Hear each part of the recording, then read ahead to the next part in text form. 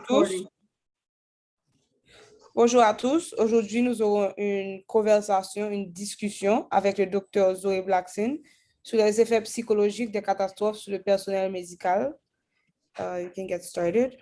Okay. Should I share my screen? Yeah, of course, as you wish. Hold on just a second.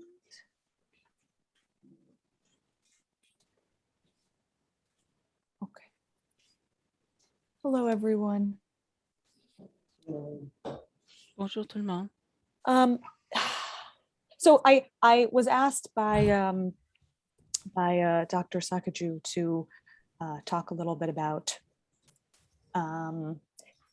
taking care of oneself and one's community in disasters.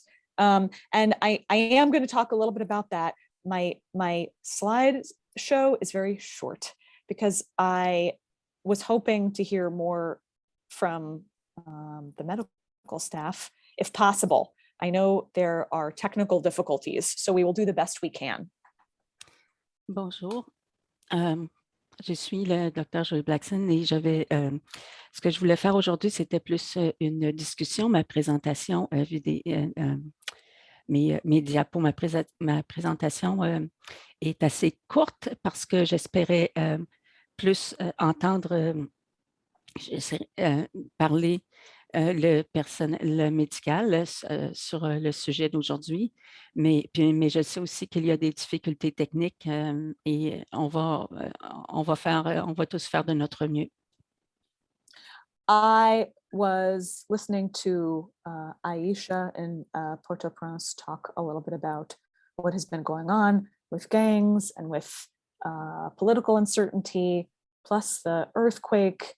And I want you to know that this talk has no real answers. It just has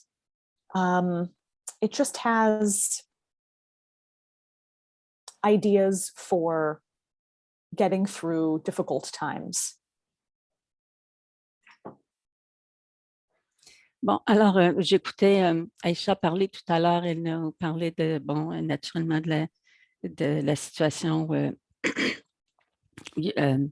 en général dans le pays. On sait que en plus du tremblement de terre qu'il y a eu dans une partie du pays, il y a aussi des difficultés avec l'incertitude politique, puis aussi de l'activité de gangs qui commettent des actes criminels. Alors, ce que je veux vous dire, c'est que nous n'avons pas vraiment de réponse à tous ces problèmes-là dans notre présentation, mais il y a des idées pour s'en sortir, c'est-à-dire des idées pour y survivre.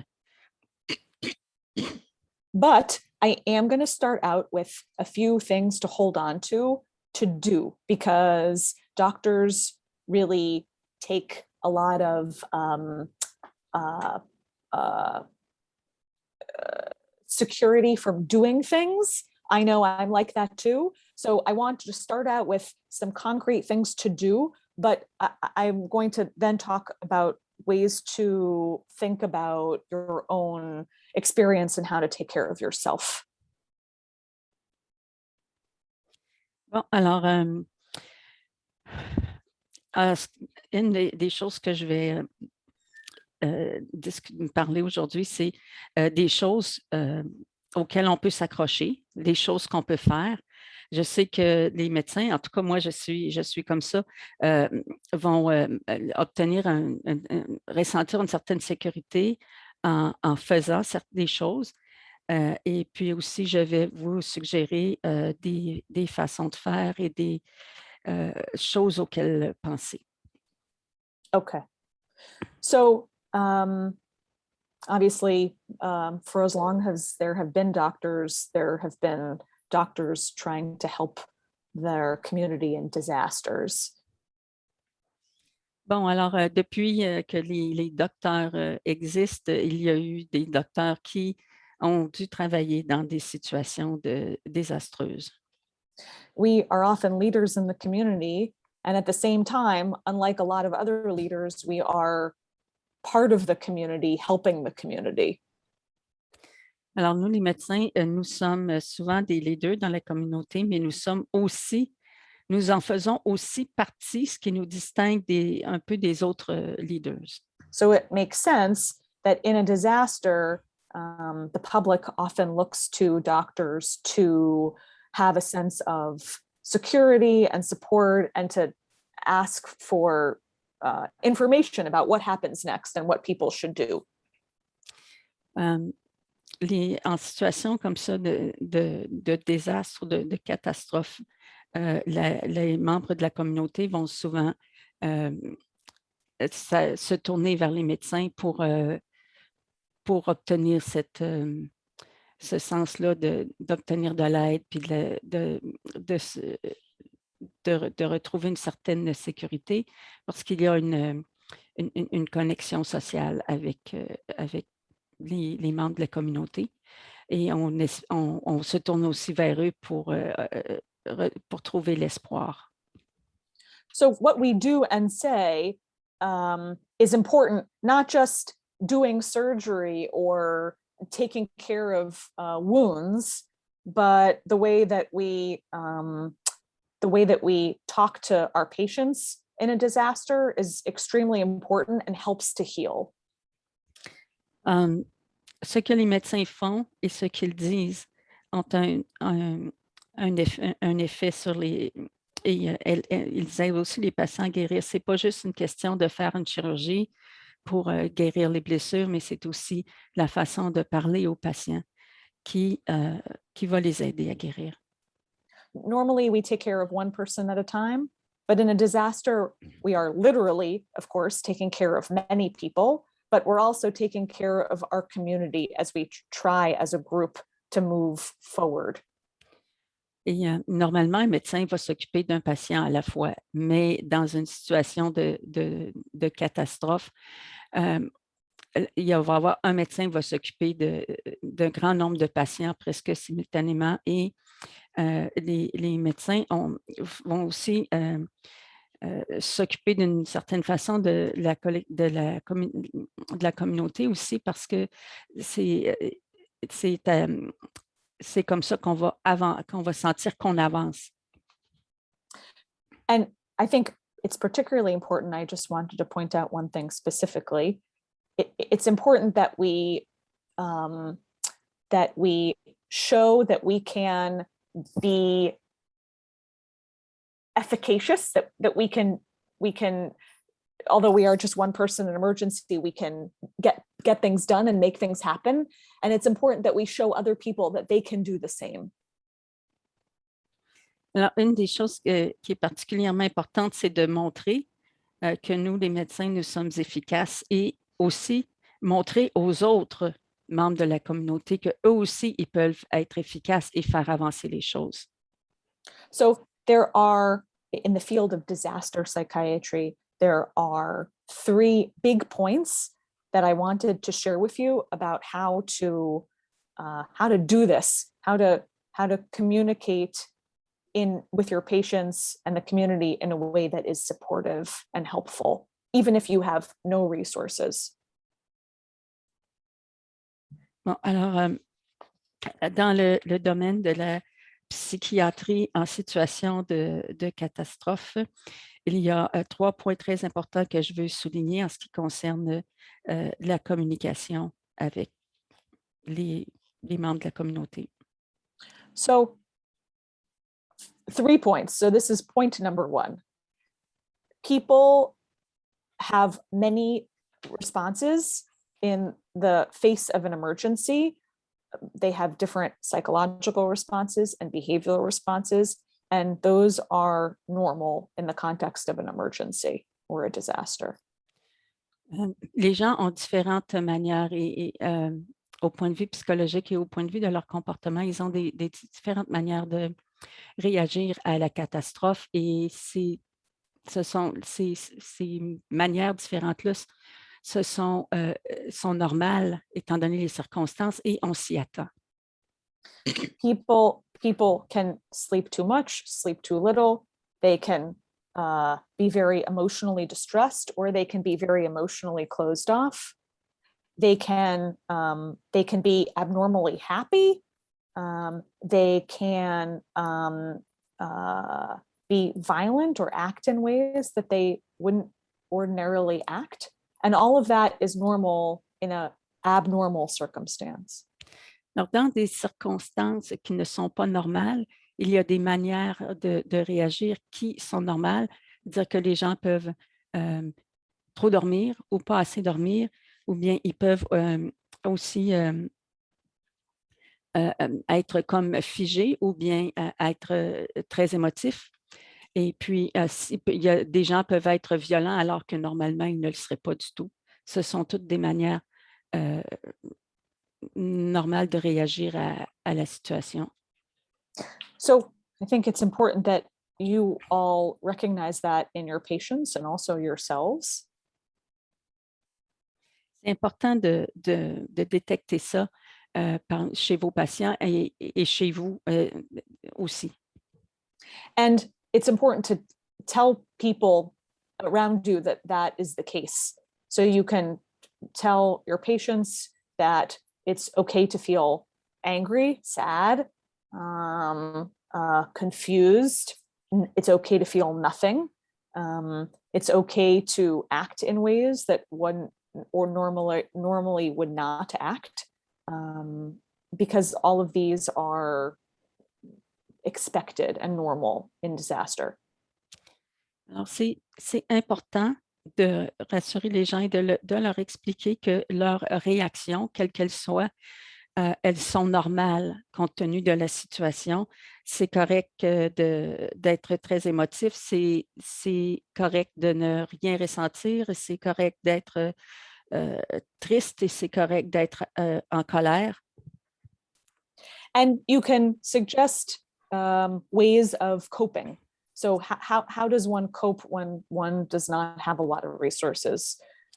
You suggest that your patients stay busy, that they stay connected to family and community, that they take care of themselves in all the ways that they can, right? That as much as possible, they should be eating and sleeping and finding things that bring joy and meaning to everyday life. Alors, il y a vous pouvez aussi suggérer à vos patients des manières de gérer ça, ces émotions-là. On leur dit de prendre soin d'eux-mêmes, de dormir, de manger autant que c'est possible de le faire et de trouver des choses qui leur apportent de la joie. Okay. Oh. Uh-oh. Two. The second thing to communicate to people is that in an uncertain situation, people are shaped by what they think the risk and danger is, not what the danger and risk actually is. Alors, c'est important aussi d'expliquer que dans des situations de grande incertitude, les gens sont formés par ce qu'ils croient être le danger et les risques et non pas ce qu'ils sont réellement. So as an example, during COVID last year, at least in the States, everyone was very worried about getting the virus from touching surfaces, and really how you get the virus is being in close contact with another person, right? So everyone was very nervous and trying to sanitize surfaces, but they were not paying attention to the real risk, which was being close to another person. Bon, alors, un exemple de ça, c'est, par exemple, quand l'an dernier, lorsque les gens avaient peur de contracter la COVID et ils avaient peur de l'attraper en touchant des surfaces et ils essayaient de tout désinfecter, alors qu'en réalité, le risque de contracter la COVID, c'était en étant en contact rapproché avec des personnes infectées.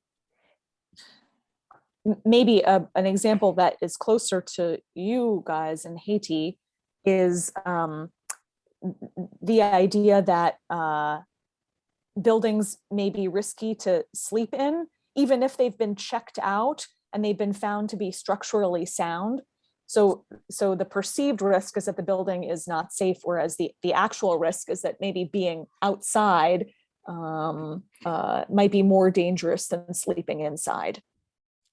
Bon, un exemple qui vous parle probablement plus dans la situation où vous vous trouvez, c'est par exemple que les gens ont peur d'aller dormir dans des édifices qui, même si on sait qu'ils ont été vérifiés et qu'ils sont sécuritaires. En fait, ce que vous pouvez faire dans ces cas-là, c'est de fournir des renseignements qui sont à jour et qui sont véridiques. Et puis, éviter de rassurer les gens en disant des choses qui sont peut-être pas connues ou peut-être pas exactes. Il faut limiter aussi le jargon médical. So what can you do? Right. So even in a situation where you don't know what's going on, or you don't have the right information, you can still provide to the community whatever information you have. You probably know more than other people, even if you do not feel you know anything.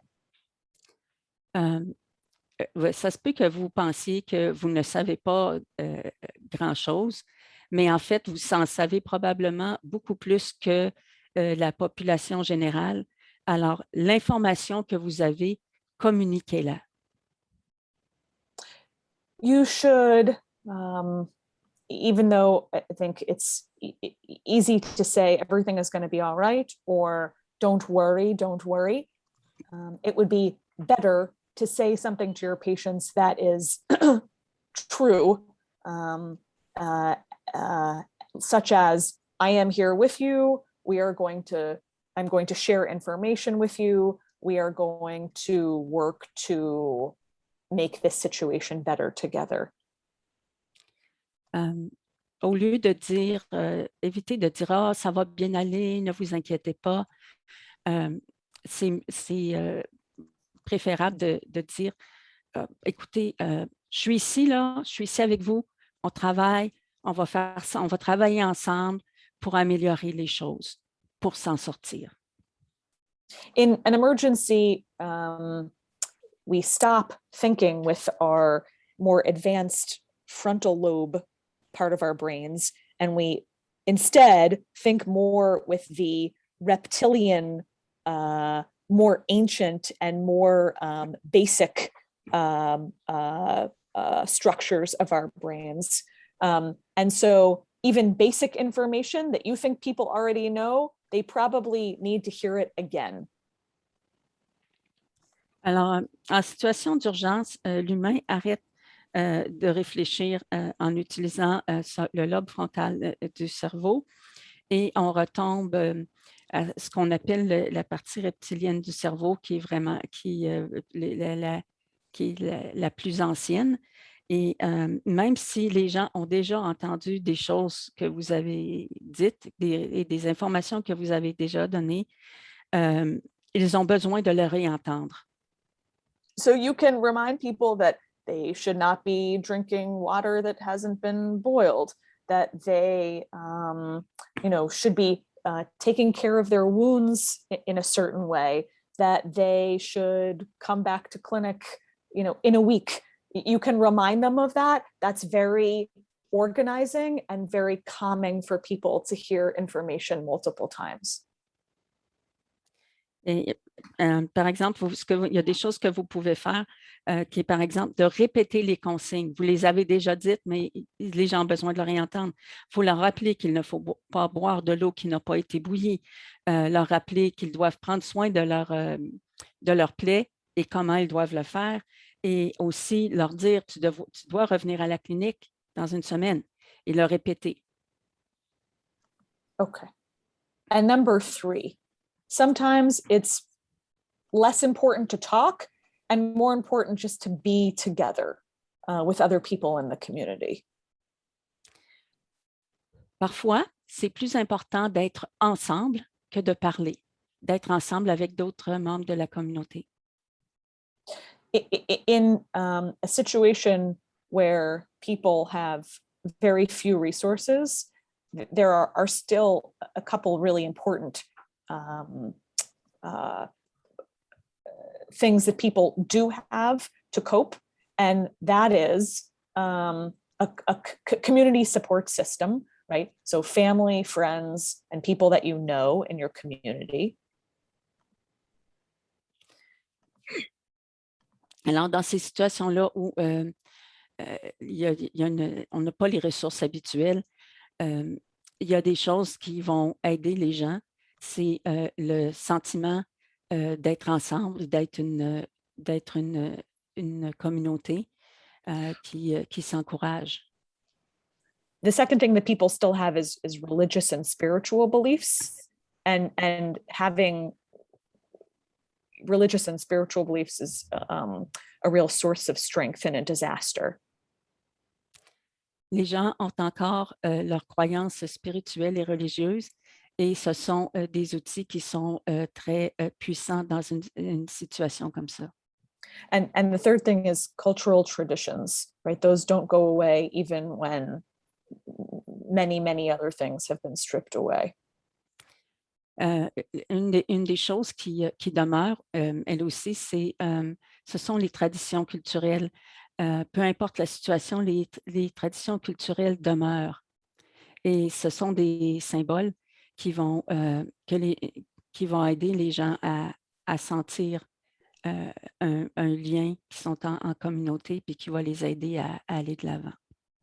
So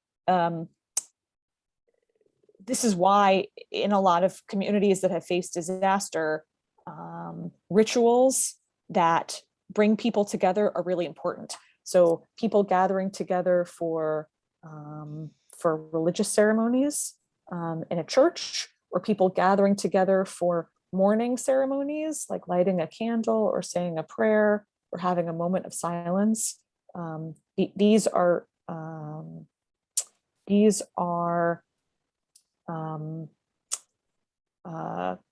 scenes that take place in all cultures after a disaster. Bon, alors, ces traditions-là et ces rituels religieux sont aussi des choses qui créent un lien de communauté qui aide les gens. Ça fait partie du système de soutien communautaire où les gens peuvent s'encourager les uns les autres et s'en sortir ensemble. And the reason you see those kinds of rituals all over the world in every community is because they actually help, and they help the community to feel safe and to connect to each other and to move forward together. Et la raison pour laquelle ces rituels continuent d'exister, c'est parce qu'ils fonctionnent. Le fait d'allumer une chandelle et de se réunir pour un moment de silence, c'est quelque chose qui fonctionne, qui aide les communautés à donner un sentiment de sécurité, et c'est pour ça qu'ils continuent dans le temps. So what you can do, you can encourage people to have these kinds of gatherings and rituals. You can participate in them, and you can understand that this isn't just, these sorts of rituals aren't just kind of the only thing that you can do in the face of an emergency, but sometimes it's the most helpful thing you can do in the face of disaster. Alors, c'est une bonne idée d'encourager les gens à participer et organiser ces rituels-là, et aussi d'y participer si vous le pouvez. C'est une des choses les plus utiles que vous pouvez faire pour apporter un sentiment d'encouragement puis de sécurité à la communauté. Okay. So I think in a lot of ways, perhaps if you came to this talk, you were hoping to hear some information about taking care of yourself, since this is, I cannot even imagine what a stressful situation this is. Disaster on top of disaster on top of disaster. So I am going to talk about this a little bit. Bon, j'imagine que quand vous avez décidé d'écouter la présentation d'aujourd'hui, vous vous attendiez à ce qu'on parle de manière de prendre soin de vous-même dans ce genre de situation catastrophique. Et puis, c'est ce que je vais faire maintenant. So, oftentimes in the context of disaster, the word resilience is thrown around. So resilience is being able to adapt and change when faced with challenges and obstacles. Bon, alors, on parle souvent, on parle de résilience dans des situations semblables, et la résilience, c'est l'adaptation à l'adversité et au stress. It's not something that you're born with, it's something that is created. Every time that you are subject to challenges and stress, and you learn to negotiate and move forward from those, you develop resilience. Et, la résilience, ce n'est pas quelque chose qui est inné, c'est quelque chose qui doit s'acquérir et se développer. Et à chaque fois que vous êtes exposé à une situation difficile, de tristesse, de confusion, de crainte aussi, vous développez cette résilience.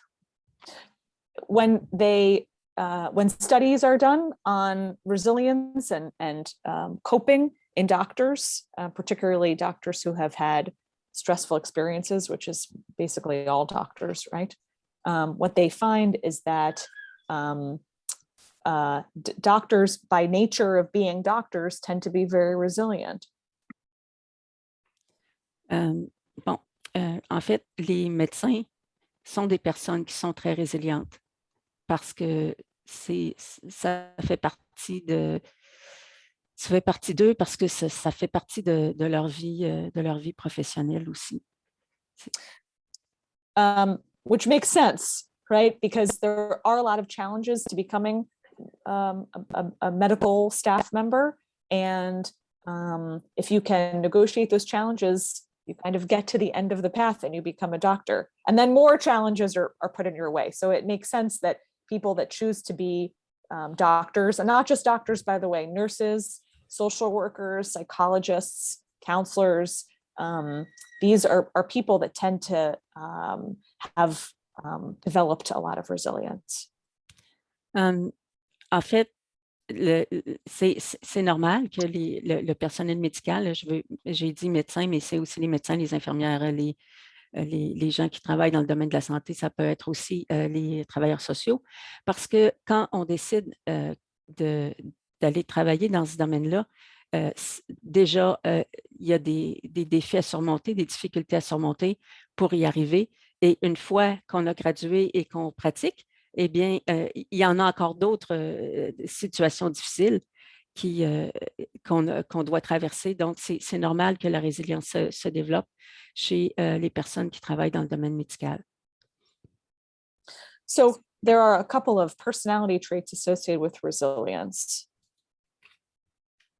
Alors, il y a certains traits de personnalité que l'on associe avec la résilience. Persistence, self-direction, and cooperation. Et ce sont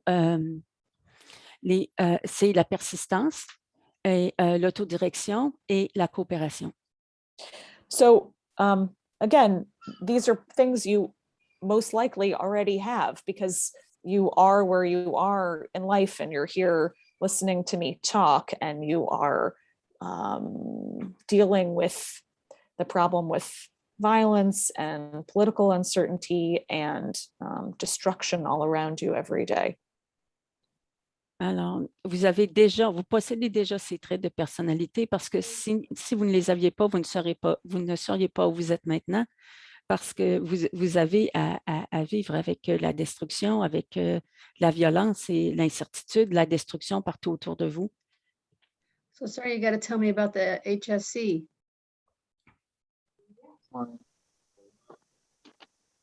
Oh, I think that was someone with their microphone on inappropriately. Yeah, of That's okay. course. I wanted to point out self-direction in particular, because that's what I talked about in the beginning of the slides, that making sure that people feel that they have the power to help themselves and to have something to do in the context of an emergency is a really important part of having them heal from that emergency. Bon, alors, je veux commencer par ce qu'on appelle l'autodirection. Et ça, c'est les gens sentent qu'ils sont capables de s'aider eux-mêmes et qu'ils ont quelque chose à faire dans la situation où ils se trouvent. Un rôle à jouer. So to help the community recover from trauma and then move past to a new place, we are trying to build resilience, right? Because that's the definition of resilience, to be able to move forward. Pour aider la collectivité à se remettre de la catastrophe, il faut les encourager à développer ces traits de personnalité. So they're gonna, we got the Oh no, someone's spreadsheet. microphone is on. So you got that finally. Whew, I know, took literally months. Barbara, Literally Barbara, months, your yeah. microphone is on. But yeah, so I got the spreadsheet, so I can start adding that this week. Could So somebody text Barbara? I just took a picture of it because she sent me an email. In wave 1, which is what they're working on right now, like those are the counties that are working on it right now. Ashtabula, Athens, Cuyahoga. She wrote Dark, but I think she meant Drake. There is a dark county. Is there a Dark county? DARKE. Oh, got it. Yeah. Green, Guernsey, Hamilton, and Scioto. Uh-huh. SCIOT.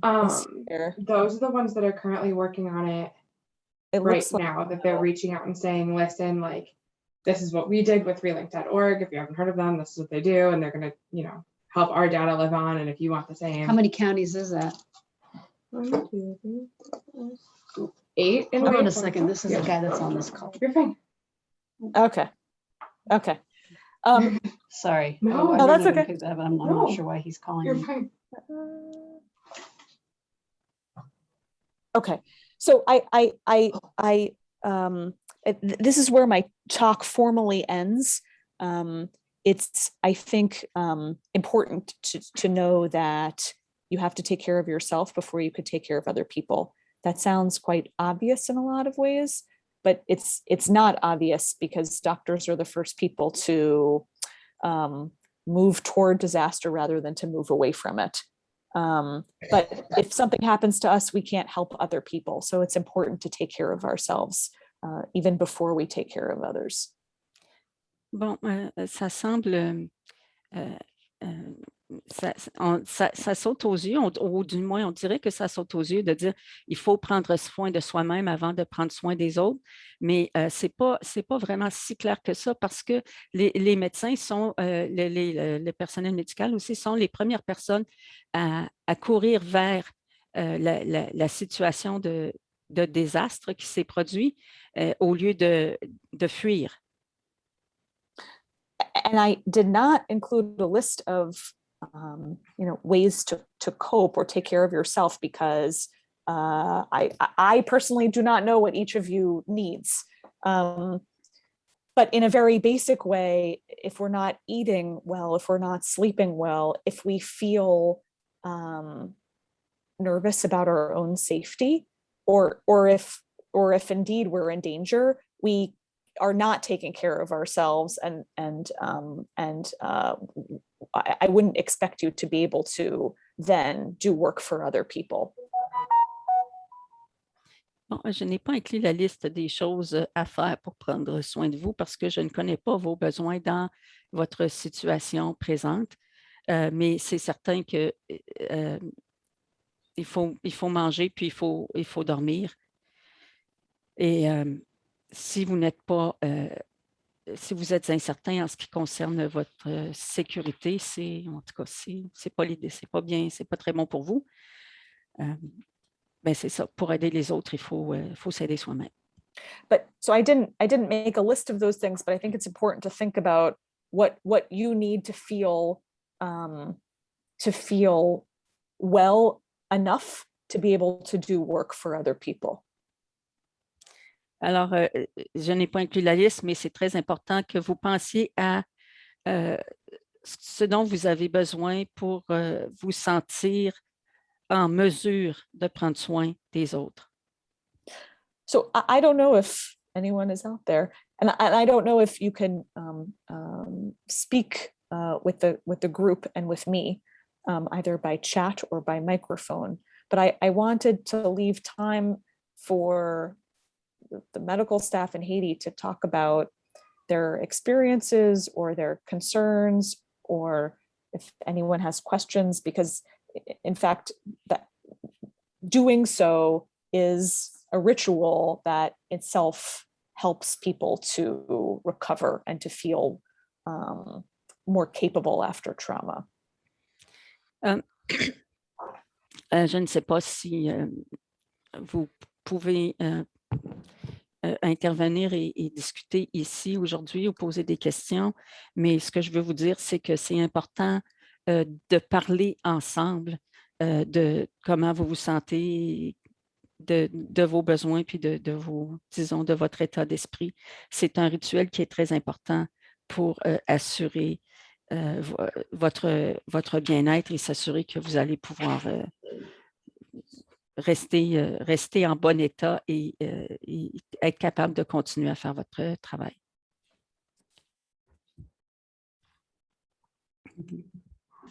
Bonjour. Bonjour.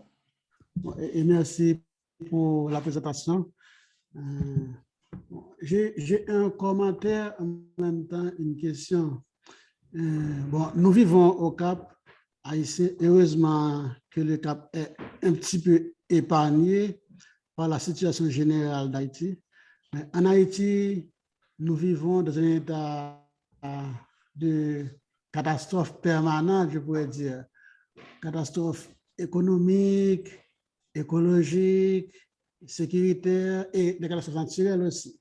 Donc, à chaque fois qu'on pense qu'on va sortir, il y a une autre catastrophe qui s'ajoute.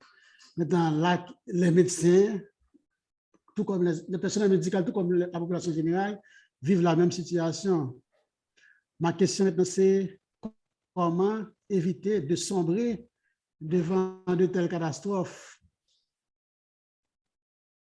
Bon, he says that you live in Cape Haiti that is somewhat spared compared to other regions, but Haiti is in a state of permanent upheaval. There's, economic, there's a violence, there's political unrest, there's disasters. And so that the doctors go through the same trials and tribulations as the rest of the populations, and he wonders how can they survive that? How can they get through those challenges that are never-ending challenges? Yes, when the earthquake struck, I was thinking that just being Haitian is being traumatized, right? It's so hard to be Haitian. I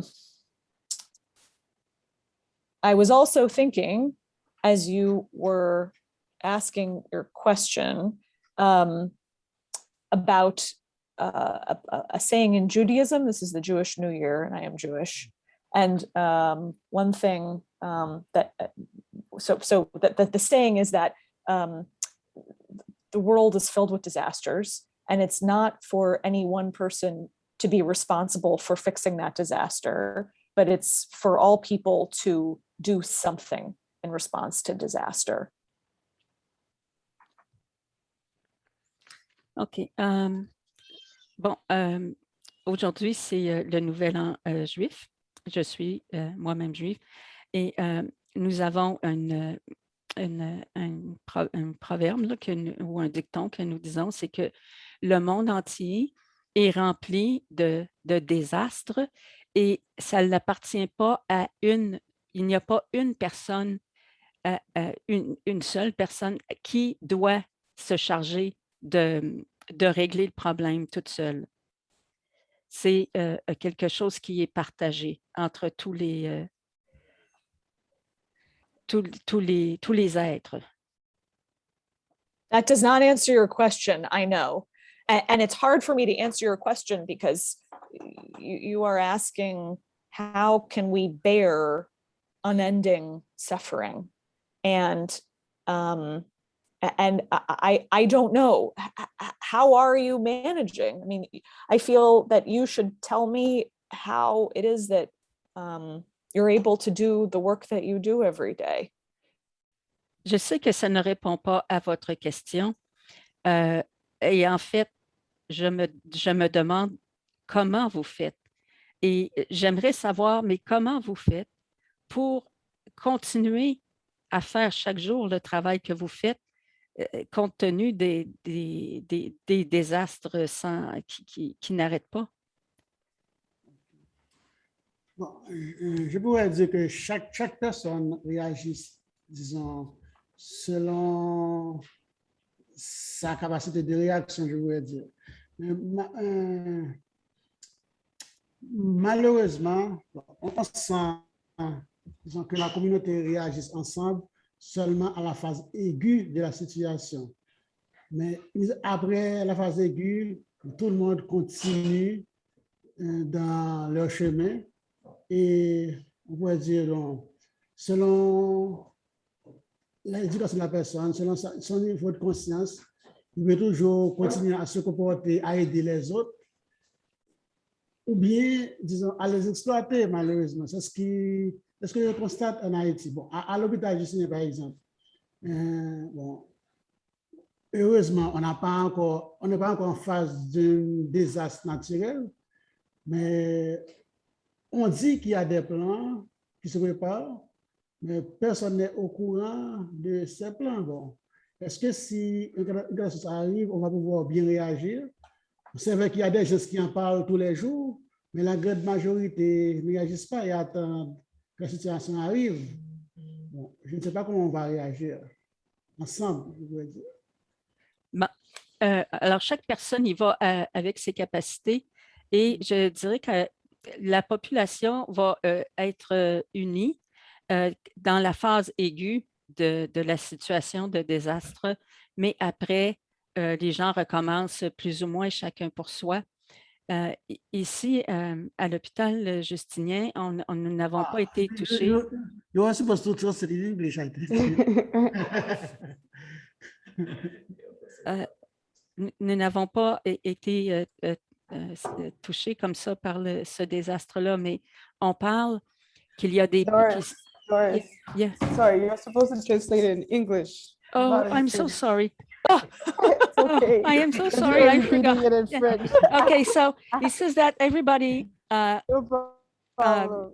acts and reacts with their own abilities to do so. That in when the situation is at its worst, the population will, work hand in hand. But once that's passed, people will slowly go back to pretty much to each his own. And he was saying that at this hospital, I believe he said the Justinian Hospital, they hear talks that they are preparedness plans that are being made for if a disaster occurs, but they don't know what the plans are. They don't know when they're going to be ready, and they wonder if disaster strikes, what will they know what to do? Will the plans be in place? you know, when I was doing research for this talk, there was a lot of research about disaster planning, which of course there should be a disaster plan. And I don't know why your hospital isn't discussing it with you.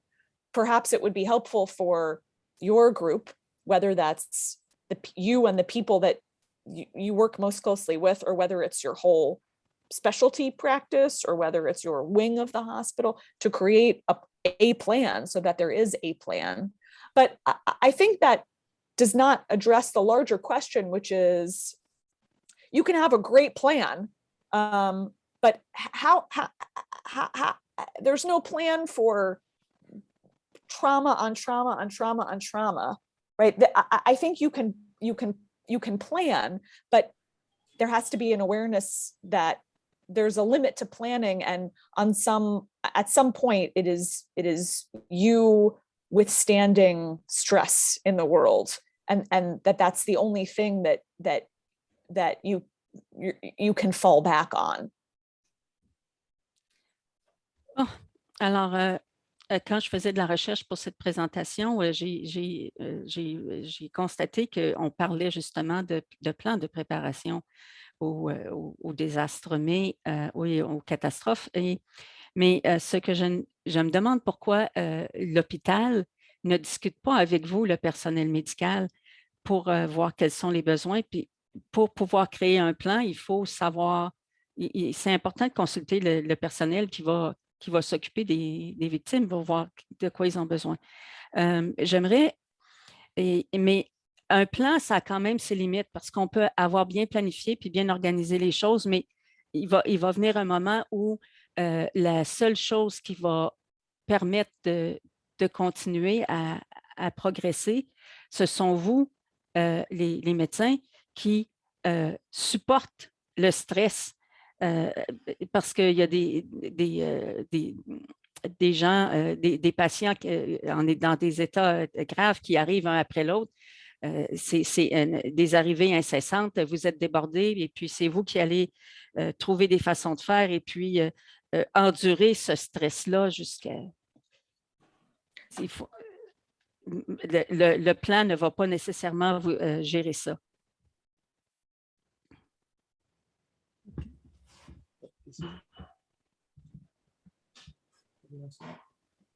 It's already 9, so if you guys have more questions, si vous avez plus de questions, vous pouvez les envoyer par email. You guys can send them by email, and Dr. Blacksin will be happy to answer them for you guys. Et donc, si vous avez d'autres questions, vous pouvez les envoyer par email. Thank you so much, Dr. Blacksin. This was a great conversation. Thank you Doris, of course. Well, my apologies for not switching. Okay. It's okay. Hasn't happened to me in a long time, but It was a lot it's not of back helpful and when forth, it does so. happen. My apologies for my muting problem. I'm so sorry, y'all. I was just turning my volume off on my whole thing, and I don't know how it turned back on, so I apologize. It's okay. Thank you to Kevin for calling me, and Dr. Kaplan for texting me. And All Well, right. technology happens. busyness happens is what it is, doing too many things at once. Yep. And distraction happens. Yes, so. Merci Thank beaucoup. you. Au revoir, bon courage. Merci à vous aussi. Merci tout le monde. Thanks, Doris. You're welcome. Thanks, everyone. Merci tout le monde. Merci. Thank you.